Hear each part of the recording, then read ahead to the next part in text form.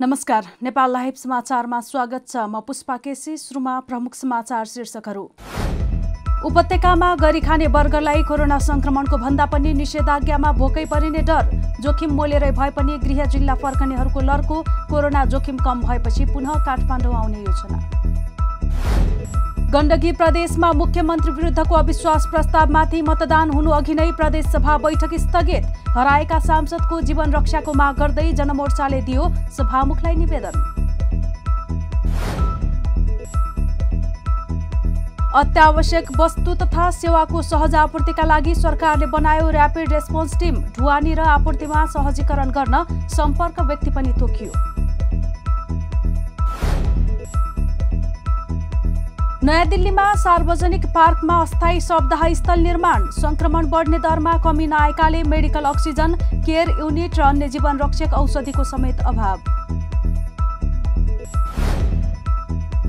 र अन्तर्राष्ट्रिय cricket काउन्सिलको T20 वरियतामा कुशलको फड्को। एक सातामै 32 स्थानमाथि उक्लिए। गत साता पहिलो पटक ब्याटिङको वरियतामा परेका कुशल 61औं स्थानमा। अब समाचार विस्तारमा। सरकारले भोलिदेखि जारी गरेको निषेधाज्ञाका कारण काठमाडौँमा मजदुरी गर्नेहरू घर फर्किरहेका छन्। अघिल्लो पटकको लकडाउनमा तीतो अनुभव बटुलेका धेरैजसो कोरोना संक्रमणको जोखिम कम भएपछि पुनः काठमाडौँ आउने गरी गाउँ फर्किएका हुन्। नेपाल लाइभले तयार पारेको एक रिपोर्ट प्रस्तुत गर्दैछन् सहकर्मी डीबी खड्का।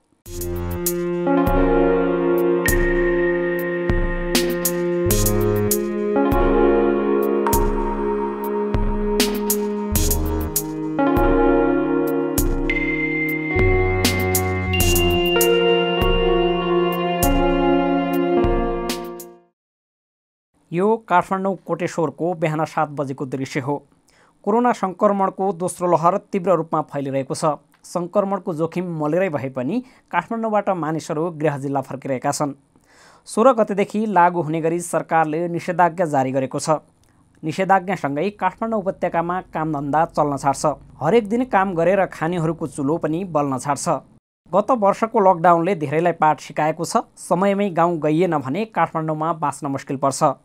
रोग छल्न होइन, भोक छल्न गाउँको यात्रा गरिरहेको बताउनेहरू धेरै भेटिन्छन् यो भिडमा। यही भिडमा भेटिए रामेछापका रविलाल मोक्तान। उनी काठमाडौँको नवजीवन स्कुलमा काम गर्छन्। पनि बन्द भएपछि काठमाडौँ बसेर ज्यान पाल्न उनलाई गाह्रो छ। त्यसैले उनी आफ्नो घर फर्किँदै थिए। कोरोना सङ्कट टर्दै गएर अवस्था सामान्य भयो भने फेरि उनी काठमाडौँ फर्किनेछन्। काठमाडौँमा स्कुलमा बसेको थियो, तर अहिले यो लकडाउनले गर्दाखेरि अब त्यो बन्दाबन्दी भयो, त्यही कारणले घर हिँड्नु थाल्यो। पोहोर पनि यस्तै भयो, फेरि यसपालि पनि यस्तै भयो। अनि अहिले पनि अनि घर जाउँ भनेको भोलिदेखि बन्द भनेर आज नै घर जाउँ भनेर आँटेको। गाउँमा खेती किसान त भने अरू के हुनु, अनि नभए अब त्यति धेरै छैन। अनि नभए फेरि खुल्यो भने यहाँबाट बोलायो भनेर अनि खुल्यो भने फेरि आउनेमा छ। काठमाडौँमा जेमी काम गर्दै आएका सिन्धुलीका राम भुजेल पनि घर फर्किएका छन्। घर जानु अघि आफैसँग गरेको प्रश्न हामीसँग गरे। यस्तो बेला यहाँ बसेर के खाने? यहाँ चाहिँ यस्तै घर बनाउने यताउति काम गरिन्छ। अब काम पनि छैन, अब डिपोहरू पनि बन्द भए, अनि त्यो भएर घरतिर अब यहाँ बसेर के खाने? बसेर साध्य छैन। एक त हिँड्न दिँदैन, बाहिर फेर हिँड्न दिँदैन, गाह्रो छ नि त। अब आफ्नो लागि सचेतता हुनै पर्यो। जाने ठाउँमा जानै छ, आफ्नो सचेतता हुनै परिगयो। सम्भावनाको सहर हो काठमाडौँ। गाउँबाट रोजगारीको खोजी गर्दै वर्षेनी हजारौँ भित्रिन्छन्। यो सहर सामान्य रूपमा चलिरह्यो भने रोजगारीका अनेक विकल्प हुन्छन्। यस्तै सङ्कटका बेला गाउँ जानेहरू त्यहाँ केही दिन आश्रय लिन्छन्। लामो समय बस्नका लागि त त्यहाँ पनि केही सम्भावना देख्दैनन् उनीहरू। कृषि प्रधान देशमा कृषिबाटै जीवन धान्न सकिने अवस्था पनि धेरैको छैन। उब्जाउ जमिन छैन, व्यावसायिक कृषिका लागि आवश्यक न्यूनतम लगानी छैन, व्यवस्थित बजार छैन। गाउँमै सरकारले रोजगारी सृजना गरिदेला भन्ने पनि उनीहरूलाई विश्वास छैन। त्यसैले ठूलो सङ्ख्याका बेरोजगारहरू यहाँ सम्भावना खोज्दै आइपुग्छन्। र सम्भावनाको खोजीमा काठमाडौँ टेकेकाहरू फेरि गृह जिल्ला फर्किरहेका छन्। गाउँ फर्किनुको खुसी उनीहरूको अनुहारमा देखिँदैन। धेरैको मन खिन्न छ कोरोनाले। विकल्प नै नभएपछि विकल्प रोजेका हुन् उनीहरूले। गाउँमा तत्कालका लागि ज्यान सुरक्षित रहला, तर भविष्य सुरक्षित देख्दैनन्। दोलखाका कमलबहादुर बस्नेत पनि कोरोना संक्रमण कम भएपछि काठमाडौँ फर्किने गरी गाउँ गएका छन्। ओल्ला घर पल्ला घर ऐँचो पैँचो आफ्नो जे छ त्यही बाँडीचुँडी खान सहज हुन्छ, गाउँमा रमाइलो हुन्छ। यहाँ ओल्लो घरले पल्लो घर चिन्दैन, पानी पाइँदैन, हरेक पाइँदैन। झेलमा बस्या कैतिला भन्दा बेसी गरेर बस्नुपर्छ यहाँ त सहरमा। गर्मी यही हो, तापक्रम यही हो, धुवा धुलो यही हो। बाध्यता भएर यहाँ नबसी पनि भएको छैन। गाउँमा बसेर पनि निर्वाह चल्दैन अहिले। यहाँ यसो पेसा गर भने 4 रुपियाँ भयो भने दिने पछि हातमा पर्छ। गाउँमा त एउटा खसी पाल्यो भने 3-4 वर्ष पर्खिनु पर्छ, त्यही नि मरेन भने पैसा पर्छ। खेती गरेर यस्तै हो, सुख लाग्छ, खडेरले केही हुँदैन। गाउँलाई यस्तै सङ्कटको भरोसा मात्रै होइन, त्यहाँ जन्मिनेले सम्भावनाको ठाउँ पनि देख्न सक्नुपर्छ। सङ्घीय प्रणालीको सफलता वा असफलता यसैमा निर्भर रहन्छ। सही अर्थमा संहिता कार्यान्वयन भयो भने बाध्यताले होइन, रहरले गाउँ फर्किनेहरू बढ्नेछन्। नेपाल लाइभका लागि क्यामेरामा निमेशजङ राईका साथ पुष्पा केसीको रिपोर्ट।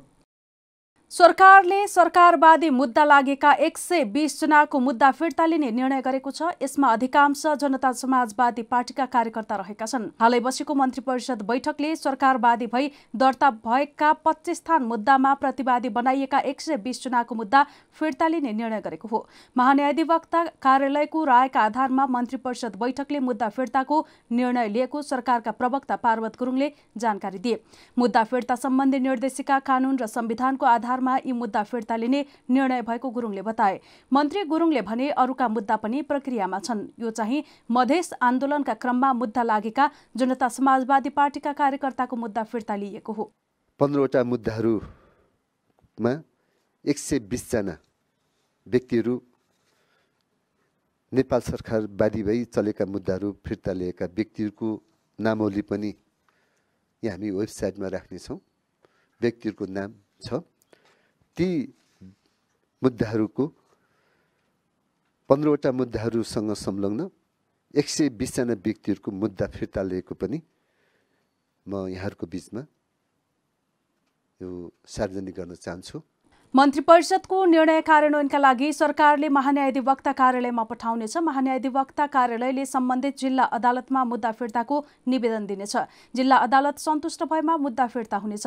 अदालतले अस्वीकार गरेमा मुद्दा फिर्ता हुने छैनन्। प्रधानमन्त्री केपी शर्मा ओलीले जसपासँग सत्ता साझेदारीका लागि मधेस आन्दोलन र टिकापुर घटनामा संलग्नहरूको मुद्दा फिर्ता लिने बताएका थिए।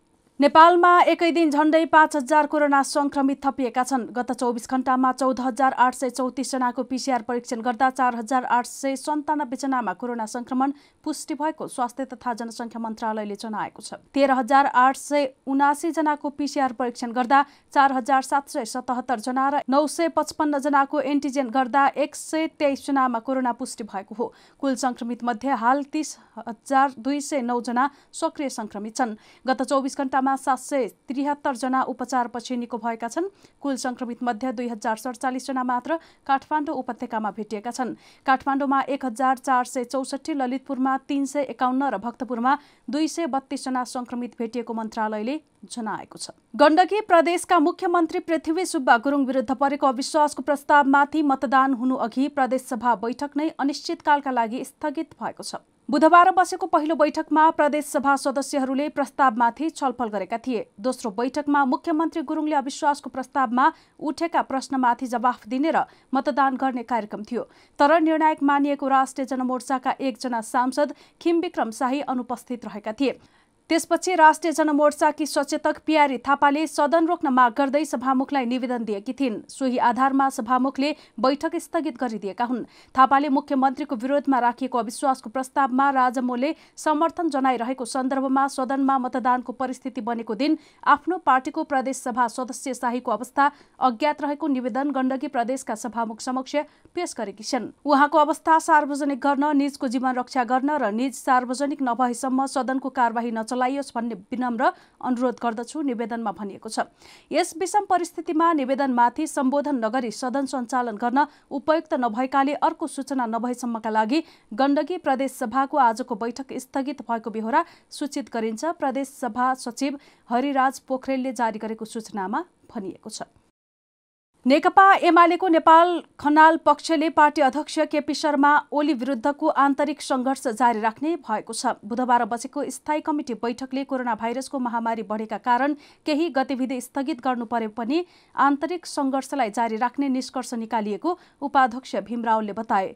केपी ओलीजीले स्वेच्छाचारी ढंगले विधान विपरीत चलाएका गतिविधि विरुद्ध सुरु गरिएको अभियान जारी राख्ने भन्ने निष्कर्ष निकालिएको छ। बुधबारको बैठकमा भएका निर्णयबारे जानकारी दिँदै रावलले भने केपी ओली नसचिएसम्म हाम्रो अभियान जारी रहन्छ। कोरोना संक्रमितको संख्या बढ्दै गएपछि स्वास्थ्य तथा जनसंख्या मन्त्रालयले वीर अस्पताल परिसरमा बनिरहेको नयाँ भवनमा कोभिड आइसोलेसन बनाउने प्रस्ताव गरेको छ। तर वीर अस्पतालले भने मन्त्रालयको उक्त प्रस्ताव मान्न अटेर गरिरहेको छ।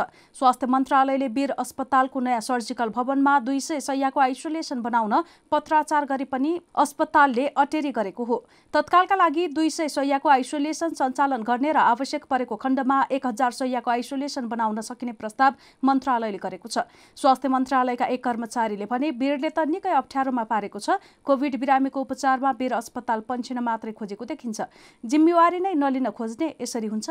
स्वास्थ्य मन्त्रालय यो समयमा वीर अस्पताल सल्लाहकार जस्तो भएर अघि बढोस् भन्ने चाहन्छ, तर अस्पताल भने केही काम गर्न नपरे हुन्थ्यो भन्ने शैलीमा अघि बढेको छ। ती कर्मचारीको अनुभव छ। वीर अस्पतालकी निमित्त निर्देशक शान्ता सापकोटाले भने आफूहरू आइसोलेसन बनाउन तयार रहे पनि सर्जिकल भवनको निर्माण कार्य चलिरहेकाले समस्या भएको बताइन्। कोभिड संकटको समयमा वीर अस्पतालमा अनियमितता भएको उजुरी मन्त्रालयमा पुगेको छ। कोरोना नियन्त्रण र उपचारका लागि खरिद गरेका सामग्रीदेखि कोभिड खोप लगाउने काममा समेत अनियमितता भएको आरोप सहितको उजुरी मन्त्रालयमा पुगेको हो। कोभिड खोप लगाउने क्रममा वीरका अहेबले केही व्यक्तिसँग 20 देखि 30,000 रुपैयाँसम्म रकम लिएर प्राथमिकतामा नपरेका व्यक्तिलाई खोप लगाइदिएको आरोप पनि वीरका केही कर्मचारीले लगाएका छन्। उद्योग वाणिज्य तथा आपूर्ति मन्त्रालयले उच्चस्तरीय र्यापिड रेस्पोन्स टिम बनाएको छ। निषेधाज्ञाको समयमा अत्यावश्यक वस्तु तथा सेवाको आपूर्ति प्रणाली सुचारू राख्न मन्त्रालयले टिम बनाएको हो। मन्त्रालयले स्वास्थ्य सुरक्षा, खाद्य पदार्थ तथा दैनिक उपभोग्य वस्तुहरू लगायतको ढुवानी र आपूर्तिमा सहजीकरण गर्न सम्पर्क व्यक्ति पनि तोकेको छ। आपूर्ति व्यवस्थापनका लागि प्रेमकुमार श्रेष्ठ, स्थानीय प्रशासनको सहयोग तथा आवागमन सहजताका लागि जनकराज दाहाल, कृषिजन्य तथा पशुजन्य सामग्री आपूर्तिको विषयमा डाक्टर श्रीराम घिमिरे र उत्पादनशील उद्योगका लागि नारायण प्रसाद दुवाडी र वैदेशिक व्यापारको हकमा डाक्टर नारायण प्रसाद रेग्मीलाई सम्पर्क व्यक्ति तोकिएको हो।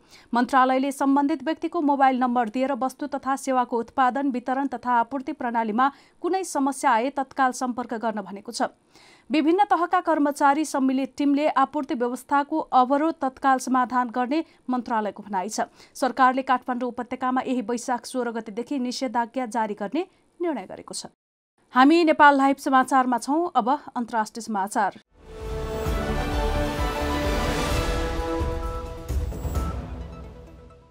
कोरोना महामारीका कारण तीव्र गतिमा मानिसहरूको मृत्यु हुन थालेसँगै अन्तिम संस्कारका लागि घाटमा स्थान अभाव भएको छ। कोरोना महामारीका कारण भारतको नयाँ दिल्लीमा तीव्र गतिमा मानिसको मृत्यु हुन थालेसँगै अन्तिम संस्कारका लागि घाटमा स्थान अभाव भएको छ। नियमित घाटमा स्थान अभाव भएसँगै दिल्लीमा अस्थायी शवदाह गृह निर्माण गरिएको छ। महामारीको दोस्रो लहरले मृतकको संख्या बढ्दै गएपछि दिल्ली सरकारले सार्वजनिक पार्कलाई शवदाह स्थलको रूपमा परिणत गरेको हो। दिल्लीमा पछिल्ला दिनमा दैनिक 300 भन्दा धेरै मानिसको मृत्यु भइरहेको छ। संक्रमण बढ्ने दरमा कमी नआएकाले मेडिकल अक्सिजन, केयर युनिट र अन्य जीवन रक्षक औषधिको समेत अभाव हुन थालेको छ। भारतमा केही दिनमै 10 लाख मानिसमा संक्रमण पुष्टि भइसकेको छ। यो संख्या मंगलबार अन्य दिनभन्दा कमी आएको थियो। सोमबार 3,52,991 जनामा संक्रमण पुष्टि भएको थियो भने मंगलबार 3,23,144 जनामा संक्रमण पुष्टि भएको थियो। नेपाल लाइभ समाचारमा अब खेल समाचार।